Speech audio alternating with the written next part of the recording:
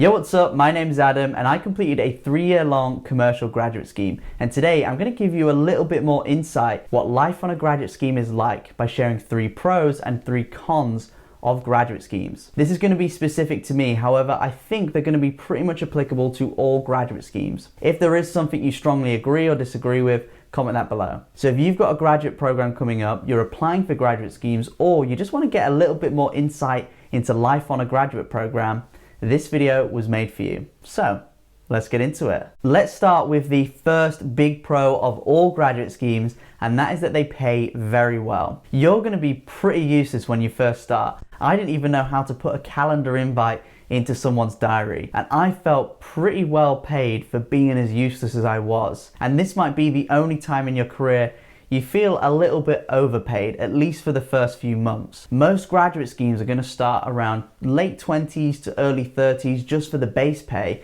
They can go as high as 40, 50 grand. And because they're offered by these big companies, they're going to have really good bonuses, share save schemes, great pensions, free coffee. They're going to have a host of other benefits beyond what pretty much is a very generous base pay. In a smaller company, you may find that your base pay year on year doesn't actually change at all unless you get some sort of promotion. Whereas in a larger company, they're at least going to have an inflation pay rise, which I found has been around 2 to 4%. So if nothing else, graduate schemes pay pretty well for a job straight out of uni. There is a con to being paid well, and that is the expectation is going to be very high. So in my first placement, in one of my first one-to-ones with my new manager, she said that she expected 120% from me just because I'm a graduate. So to get on a graduate scheme, you've outcompeted hundreds, if not thousands of individuals. So there's going to be an expectation there's something about you. It might not be that you can perform strongly straight away, but the expectation is that you're eager to learn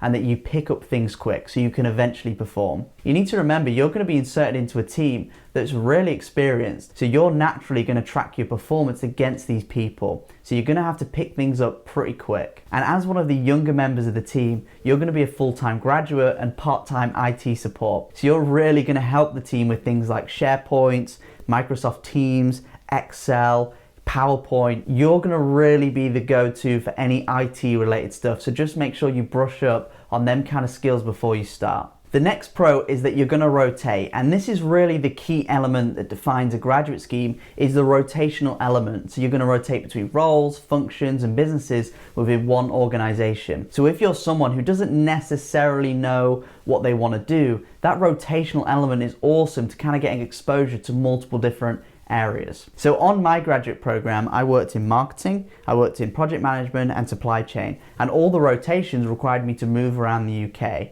And on that graduate scheme, I was really encouraged to travel. So I got the opportunity to go to Hamburg, to Milan, to Ghent in Belgium, to Hungary, and I went to these places on some occasions multiple times. So that kind of development opportunity, that kind of travel is going to be really encouraged for someone on a graduate scheme. So if you're someone who's really trying to figure out their career just because you're straight out of uni, graduate schemes in that rotation are going to be really good to exposing you to lots of things in a short period of time. There is a con to rotating around the business, and that is that you might not have a choice where you eventually go. So when I was applying for graduate schemes, I was applying for sales and marketing, and I wanted to build my career within business development, cracking deals, social media marketing, all the fun stuff of business. And the expectation was that I would at least have one role within sales. Unfortunately, I never did one placement within sales, and even though now I work within sales, I feel like when I rolled off, I could have inserted myself a little bit higher up the career ladder if I'd at least done one placement. So just be mindful, you might have a preference to do something, but ultimately the decision to rotate and where you go is decided by HR and the powers that be. Also, if you opt for more of a generic graduate program like a business graduate scheme, understand you're going to graduate that scheme as a generalist and not necessarily a specialist. What I mean by that is the variety of experiences that you get on a graduate scheme is going to mean you've built a really strong foundation to build off, but you're not necessarily going to niche down in one area, because the expectation is once you graduate that scheme, you've got that knowledge base to kind of build off, and then eventually you'll find your specialist and you'll niche down in one area. The next pro is that you're going to walk around the business with the tag of a graduate. For me, and this is going to be the same for most people, is walking around with the tag of a graduate is going to open so many more doors to you that otherwise would have been closed, or just more difficult to open. If you walk around mentioning that you're a graduate, you're keen to learn, and the expectation is that you are eager and you're going to have to learn as much as possible on your graduate scheme, people are going to volunteer their time and want to share their knowledge of the business and their career advice with you.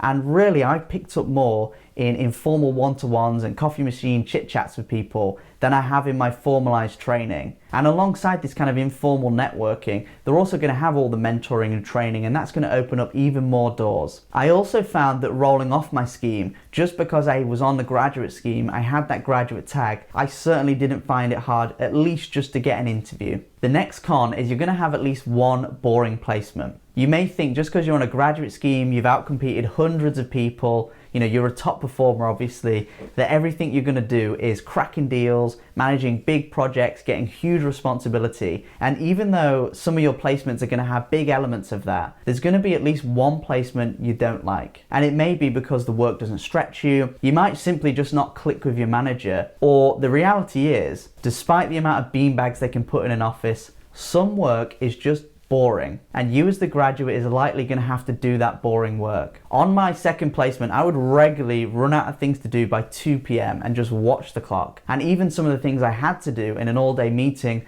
was simply just to click the slides. And even though I was happy to get paid for clicking slides, it did leave me thinking I didn't really sign up for this level of kind of grunty work. But the reality is someone's got to do it, and naturally it's probably going to go to that graduate. So be mindful, there will be placements that you like more and some that you dislike. You just have to be as proactive as possible, squeeze what you can from that placement, and it may be frustrating, but just be patient and wait for that next one. For my final point, I want to give what is a pro and a con, and you can make your mind up whether you think this is a pro or con or not. And that is that your team is going to be very experienced. They would have worked in that business, that function for many, many years, and they're going to be probably much older than you. I was regularly the youngest by 10, 15, sometimes 20 years in my team. They're going to have families, kids, houses, Citroen Picassos, that car that's shaped like an egg. They're going to be at a completely different spot in life. And even though this is really good to kind of download as much knowledge as you can from them,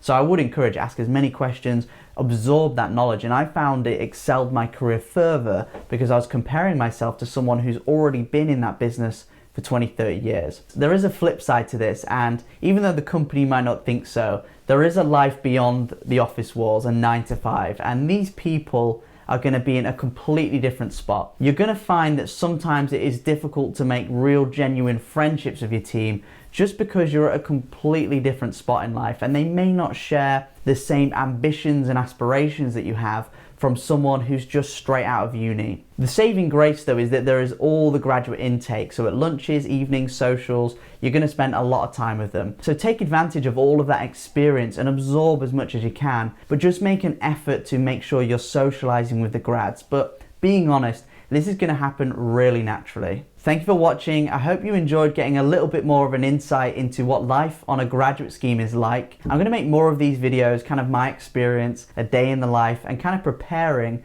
for your first day on a graduate scheme. If you enjoyed this video, please smash like, subscribe for more grad wisdom, and if there's anything you strongly agree or disagree with, comment that below. Boom.